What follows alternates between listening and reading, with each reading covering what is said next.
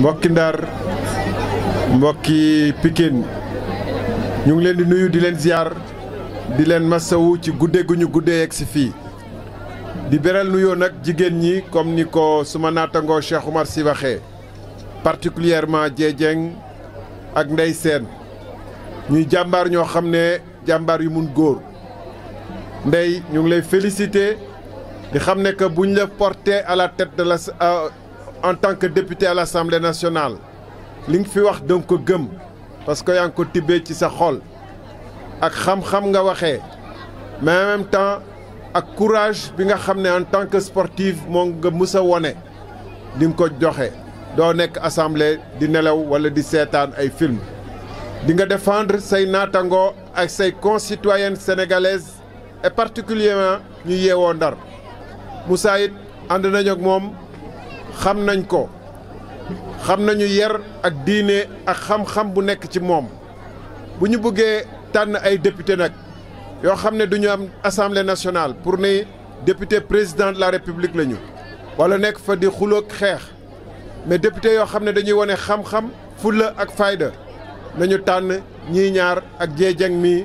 ak liste Aar Sénégal li nga xam ne ñu ko séq wax nañ leen ko léegi ay borom xam-xam lañu borom fulla borom fayda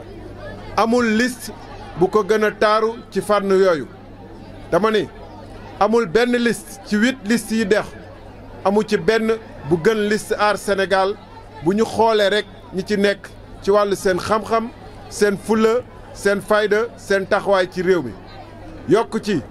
non seulement liste bi dafa taaru waaye Aar Sénégal daf leen indil programme bu mu wax tudde des contrats de législature jukki ci fukki poñ ak ñeent yoo xam ne bokk na ci mbirum napp gi nee nañu assemblée nationale moom moo war a saytu contrat yi nga xam ne gouvernement daf ko signé par exemple ak Union européenne ci wàllum napp gi bu gouvernement du Sénégal sàgganee moolu Sénégal yi amuñu fu ñuy joytu ñu leen di sondal di leen tooxal dafa war a am ñoo xam ne dañu war a taxaw entre gouvernement bi ak mool yi ndax mool yi ci askan bi la ñu bokk loolu moo tax ñu yeb jagle leen ay député ndaw réew yoo xam ne dañu war a saytu accord yooyu wax nañ fi mbirum hydrocarbures yi maanaam gaz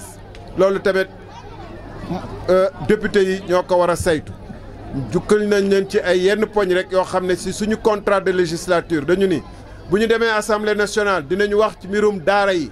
ku wax Ndar xam ne dëkku diine la dëkku xam-xam la fii ci Pikine rek ak pont Abou Diallo bi xam ngeen ni ay sëriñ yu macha allah yu mot sëriñ ñu ngi fi donc dindi nañu poñ boo xam ne dañ ko tuddee doomu daara nga xam ne dañuy wax ci daara yi yeesal jàng ji gën ko ñoŋal ba nga xam ne dina gën a dëppook jamono loolu tamit wax nañ ko xam ngeen ni assemblée nationale moom mooy affecté alal ji nga xam ne moom la ñuy jagleel infrastructure ak investissement yi ku taxaw fii ci pont Abou Diallo ci Pikine gis ni ngeen di dund ci wàllum assainissement ak ndox mu tilim bi nga xam ne mu ngi ball de partout ngeen xam ne gars yi dañ leen fàtte amul lu war a tax le 31 juillet ngeen wooteel Benno Bokk Yaakaar amul lu ko war a tax ndax gis ngeen ndóol gi chômage gi mais surtout hygiène bi nga xam ne moom lañ leen bàyyi seetaan leen ko te beneen mbir moo xam ne donc foofu assemblée nationale moom moo war a ne waa Ndar yelloon nañu investissement waa Pikine yelloon nañu investissement comme nu ñuy investir ci Diamniadio yoo xam ne peut-être sax mun na ñàkk comme Dakar Arena bi wala nga baal ma nag basketteuse bi mais Dakar Arena boo xam ne fukki yoon lay fees ci at ñuy jar 45 milliards te yow nga boo yeewoo yaa ngi dëkk ci ay yoo ci ay weñ ak ndox mu bon boo xam ne mun na la indil ay jàngoro indil dëkkuwaay bi yëpp jàngoro kooku def naa ni Dakar Arena bi du priorité par rapport à ça wala centre Abdou Diouf bi du priorité dañuy waxante dëgg mais lu gën a garaaw loo xam ne député yi war nañ ko saytu xool leen li xew tey Dakar ngay gis ay tali yuy xar ay milliards yu naaw ay investissement yu ñuy dugal di ko bàkkoo ci ay infrastructure ñu ne par exemple cité des fonctionnaires ñu ne commencé na xar karo yaa ngi fell miir yaa ngi fissuré wu lu waral loolu ñu dugal ci ay milliards 50 milliards ou 80 milliards lu waral ay tali yoo xam ne dugal nañ ci ay milliards jékki-jékki benn ndox ñu puus leen fële député yi dañu war a saytu lan moo waral lu xew Dakar li xew Kaolack li xew Ndar ak yeneen foofu la ñuy xaar député wu Assemblée nationale Sénégal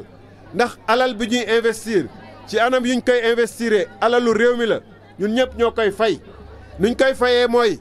dund gu yokk dund gu tar donc le 31 juillet gars yi bu ñu bëggee beneen xar kanamu Sénégal en attendant 2024 war nañu changer assemblée nationale bi yóbbu fa de majorité aar Sénégal bu wér te wóor ndax am nañu xam-xam bi am nañu programme bi comme nu mu leen ko waxee. fi may daanalee mooy fii Ndeye Sène wax léegi dinañu bàyyi ba mu des ay fan pour élection yi door ñu commencé génne xaalis di jox nit ñi 5000 francs xam ngeen ni 5000 francs ku ko yóbbu ci marché doo indaale weccit te doo dugg luy bu na dundal sa waa kër benn bés boobu nga bëgg ko weccee ci juróomi at yoo xam ne politique yu bon yoo xam ne li nga waroon am ci pétrole bi wala li nga waroon am ci gaz bi wala li ngeen waroon am ci alalu Sénégal bi du ngeen ko am loolu jar na seetaan ñu ne leen votel leen fas bi ñu jox leen 5000 francs élection du PMU la ñuy tàbb benn fas dugal ci 5000 francs wala gagné ci 5000 francs élection seen avenir doom la ñuy choisir seen ëllëgu réew la ñu ngeen di choisir seen ëllëgu mool yi ngeen di choisir seen ëllëgu école ngeen di choisir romb naa école Xayaar Mbeng mi nga xam ne jàng naa fa def naa fa 1 an. Cette belle et ancienne ville qui est en train de se défigurer devant nous. Il faut venir ici à Pont Abou Diallo, voir le besoin immense en assainissement, voir l'eau qui coule dans les rues, qui expose les enfants mais aussi les vieux à toute forme de maladie, pour dire qu'il est urgent de faire quelque chose ici et maintenant. Pas demain, pas après-demain. Et ces gens ont eu 10 ans.